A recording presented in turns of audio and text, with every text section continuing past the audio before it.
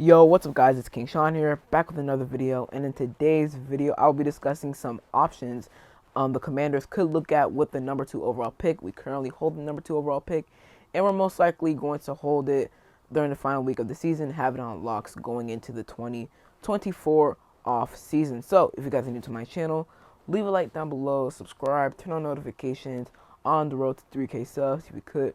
Hit that sub button, I'd really appreciate it. And with that out of the way, let's get straight into the video. Alright, so I'm on Tankathon just to show you guys that we do have the number 2 overall pick. Right now, obviously, thanks to Sunday's games, we lost to the Niners. The Steelers beat the Seahawks.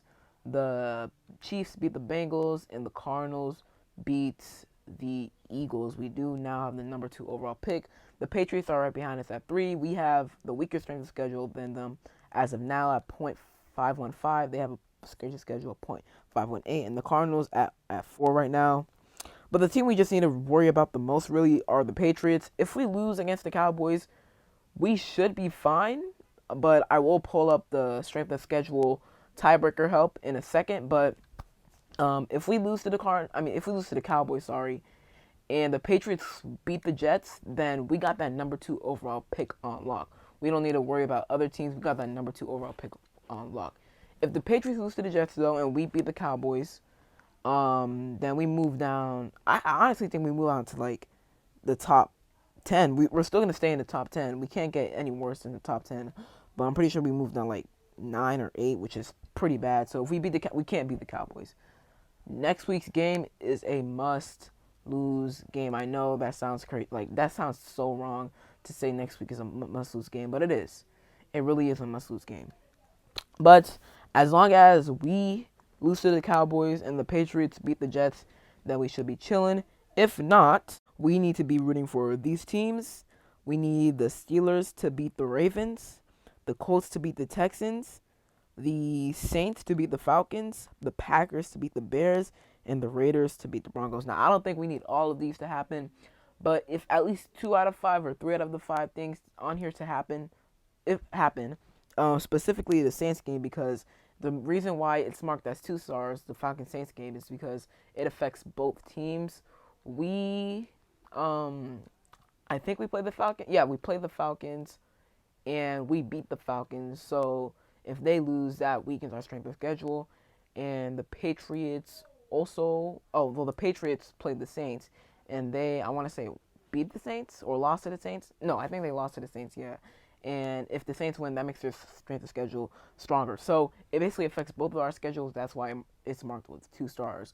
1 star, it only affects one of our strength of schedule. But the Saints game is very important because if the Saints win, then our strength of schedule gets weaker and the Patriots' strength of schedule gets stronger. So that's it for strength of schedule. Now I want to go over what we could do with that number 2 overall pick.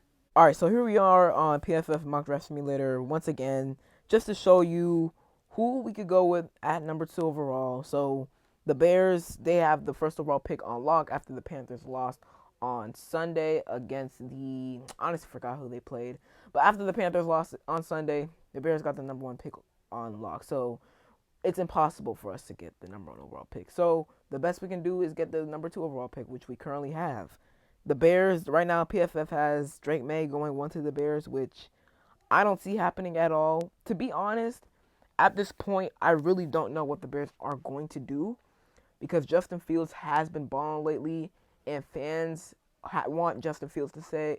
The locker room, the players want Justin Fields to stay as their starting quarterback. So I really don't know what the Bears are going to do. I want to say they still go Caleb Williams, but they could just decide to, you know what, let's give Justin Fields 1 more year. Let's build around him. Let's draft Marvin Harrison Jr. at 1. Draft an O-lineman at in the top with the second first round pick and go from there. Or they might just decide, you know what, Justin Fields, he isn't good enough. He's a bit inconsistent, like I've said in multiple of my videos in the past. So let's just take Caleb Williams and go from there. But right now, let's just say the Bears go Marvin Harrison Jr. number 1. We would have Caleb Williams on the board, which, first off, no question, no doubt about it, he is the top quarterback in this draft class. And you know what? Last night, the college football semifinal games were yesterday. Washington versus Texas play last night. Washington beat Texas 37-31. Texas almost won that game actually.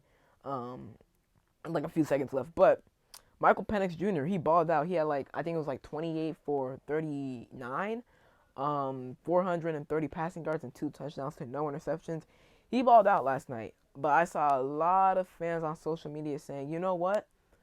What if we pass up on Caleb Williams? What if we take like Marvin Harrison Jr. at 2 or an offensive lineman at 2 and then trade back into the first round to take Michael Penix Jr. or trade back in the first round and take Michael Penix Jr.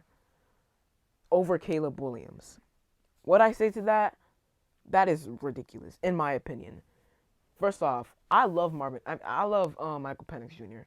He's a really good player, but he's by the time he's drafted, by the time draft rolls around, he will be 24 years old. That's pretty old. All right, that's pretty old. He's older than C.J. Stroud, Bryce Young, Anthony Richardson. So he's even older than Sam Howell. Well, he's 23 right now, so he's the same age as Sam Howell, but he's older than Sam Howell when the draft rolls around. So that's crazy. That's crazy. Um, and he's had injury history. I mean, he's tore his ACL twice, his same ACL twice. I'm pretty sure back in 2020, 2021, 2022, somewhere around that time. But he's tore his ACL twice, the same ACL twice. So that could be concerning. That is very concerning. Obviously, he's balled out this year, but you have to go with the better prospect in Caleb Williams, in my opinion, if he's on the board. I mean, there's just no question about it. He's special. He's a special talent. Like I said in my last video, I literally saw a clip of him directing a linebacker to one side of the field so he can hit his receiver on the other side of the field with his shoulder, not his eyes, but with his shoulder, just with his shoulder, which is pretty crazy. That's insane to me. But if Caleb Williams is there, no doubt about it, you have to take him. Michael Penix Jr., still love him. Hey, it's whatever the new regime decides, okay? I won't be mad. Like, whatever the new regime decides, I'm not taking Michael Penix Jr. at 2, first off. I'd have to take him mid-first or late-first if I was going to take him. But if the new regime decides that, I'm just going to have to, stand behind him, stand with that. So, can't be mad at that at all. It's just what the new regime wants. It's what this ownership wants. So, but Caleb Williams, if he's there at 2, without a doubt, you have to take him. Second, Drake May. I've also seen a lot of Commanders fans say on social media that a lot of Commanders fans actually don't really like Drake May, which I don't know why, to be honest. Drake May, he's a really, in my opinion, he's the second best quarterback prospect in this draft.